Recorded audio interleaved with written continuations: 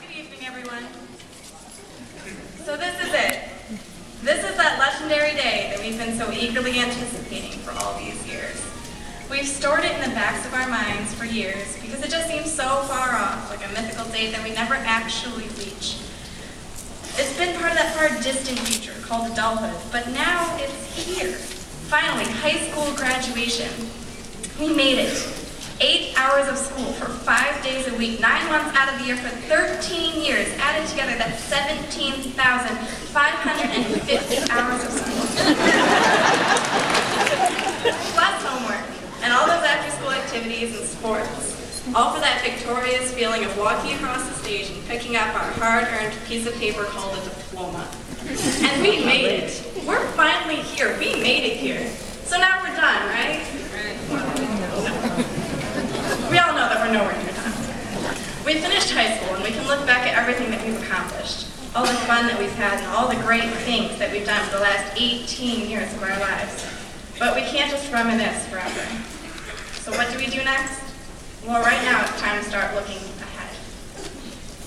Hey guys, we're high on pride right now. Our lives are filled with excitement and congratulations. Our futures look bright and we feel indestructible. But we can't let that cloud our perception of reality. One of my closest friends, I won't mention any names, but she has red hair, is known for being rather negative at times.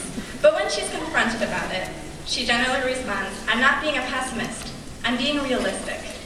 So I'm sorry to poison our giant bubble of ecstasy with what I'm about to say, but it won't do me any good to stand up here and pretend it isn't true. The years to come aren't really going to be easy. We aren't all going to become doctors. We aren't all going to become employed at all. Many of us will leave college with loads of student loans, and, according to the almighty interwebs, 57% of our college-bound seniors in the United States will drop out of college before it's time to stand up on another stage like this one. And many of us will realize that we don't actually want to do what we've been spending all of our years preparing ourselves for. But we've been trained to think that all of those things equal failure. And that's not exactly true. Because you can change your mind. You don't need to go to college, and you don't need to center your life around your career. But we can't just pretend like it's all just going to work itself out, because it won't. We can't just ride life idly like it's a train that's going to carry us to success. Because life, apparently, takes pleasure in carrying us down all the wrong detours. Now, I'm just 18. I haven't done life yet, and I'm certainly not one to give advice to a class of 300 people in the exact same boat as me. And my idea of success in life might be different from yours. But what I do know is that we need to look ahead, because looking ahead is planning, and success is completing what you have planned. And if I had to take a guess at what makes good advice, here are the 3 things I would say. Don't do things just to do things. Oftentimes we trick ourselves into thinking that since the rest of society does something, we have to do it too. I know it's so much easier that way, trust me. And we all know that sometimes society doesn't always pressure us in the right direction. We've gathered that from any basic history course. Yet, somehow we still fall for its tricks. So how do we get out of this rut of doing things just to do things? We need to stop, and we need to ask ourselves why. Why do we want to do this? What do we want to get out of it? Whether it's stopping at Burger King for lunch on your way home from work, digging out a hole in your backyard, going to college, having a child, figure out what your purpose is. Think about the why before the what. Secondly, think back to that purpose that you've discovered. When selecting your why, think selflessly.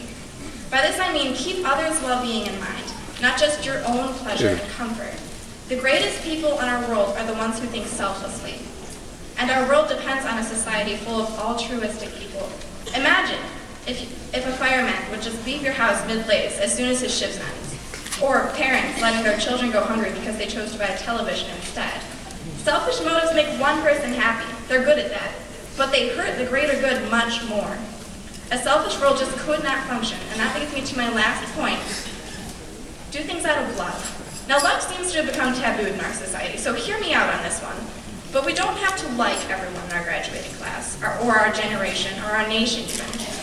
But we are not just a random collection of savage, self-centered individuals. We rely on each other to survive, to be able to enjoy life, and to improve the nation. and we have no choice but to love each other. Don't abandon the people who rely on you. So, love your country, love your generation, your family, and yourself. Love the future that lies ahead, and love the difference, whatever the size, love the difference that you can make in our world. Don't just do whatever makes you happy right now. Do something that you can look back on and be proud of. Be a garbage collector. Why? Because without them, our city would smell like a cesspool in a matter of weeks. Be that guy who tediously collects people's tolls on the interstate. Why? So that you can go home and support your family. Learn how to cook food and share your creations with the world. Adopt a child who otherwise would never know what parental love feels like. Be an office worker. Go on a mission trip to Haiti. Be a stay-at-home dad. Be a construction worker. Paint something. Be a funeral director. Be a secretary. Donate your hair. Buy a homeless man a hot meal. Talk to people. Be a custodian, an engineer, a teacher, a dentist, a fighter pilot, a nurse, a crossing guard. But don't do it for yourself. Do it for the good of everyone else. So for goodness sake, literally, for the sake of preserving the goodness in our world and creating a better place for ourselves and our children and every other person who will ever live in the future that we are going to carve, let's look ahead. I know from the conversations I've had with my classmates that we have big ideas. I know what we're capable of. So the time has come. Let's think about our future now. Because we are the class of 2014. We being you and me. The chain of mutual friends binding us together, and all the friends branching off of them until we reach our entire graduating class, all 300 of us. Across the nation, there are 3.3 million people graduating from high school this year, just like us. We can change the world for the better. We are the class of 2014, and we will change the world for the better.